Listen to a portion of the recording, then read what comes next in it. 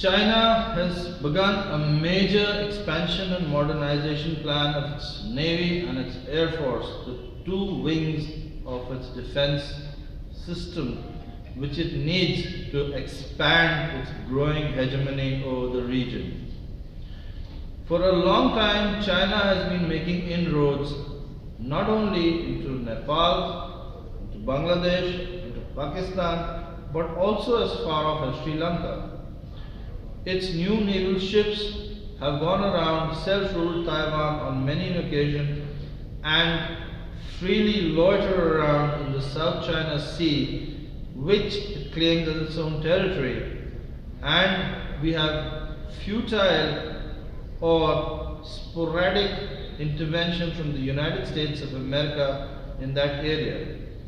The new Chinese stealth fighter plane has also joined the Chinese Air Force, in the Chinese hope that this will reduce the gap considerably between them and their biggest adversary, the United States.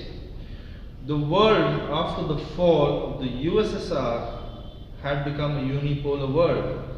Obviously, China now wants to fill up that gap and vacuum created by the USSR, for which it will next expand its ambition and go in for territorial adventurism. So who will China target? Well, obviously China will try and bulldoze an old enemy, Vietnam. It will also try and bulldoze an old enemy, Japan. And it has a long festering dispute with India regarding the northeastern states. In such a situation, what should India do? India is far behind China in terms of technology, especially in its defense units, because most of our upgradation was meant to take care of our immediate neighbor Pakistan.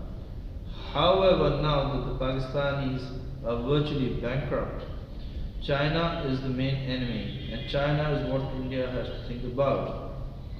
In this situation, we must never forget 1962, when a hopelessly outclassed Indian Army sepoy carrying a .303 rifle of World War I vintage and wearing summer clothing was parachuted into the frozen waste of the Himalayas to fight the Chinese army.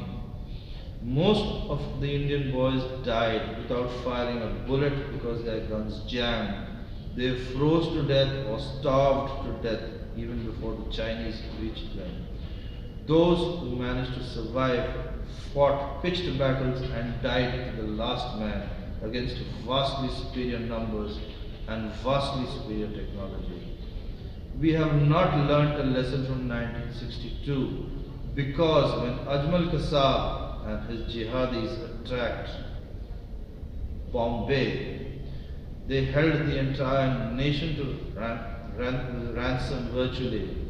They killed the top ATS chief there, and apart from that, we had a repeat of the 1962 situation where the flower and chivalry of the Bombay police once again charged machine gun wielding terrorists by carrying 303 single shot bolt action rifles. Please, I appeal to our politicians to wake up to the real threat before us, especially the defense ministry.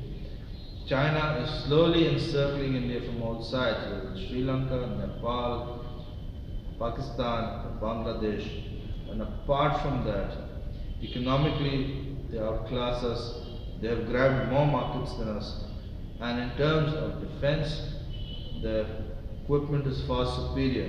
The Chinese have no scruples either. They hacked the design of the Joint Strike Fighter from the US Air Force and used it to make their own plane. So who is going to handle the situation now? And will India be found wanting again? Will we fail to give the right equipment and the right material to our Jawans and our officers again and force them into an unequal war in case war is imposed upon us by a neighbor?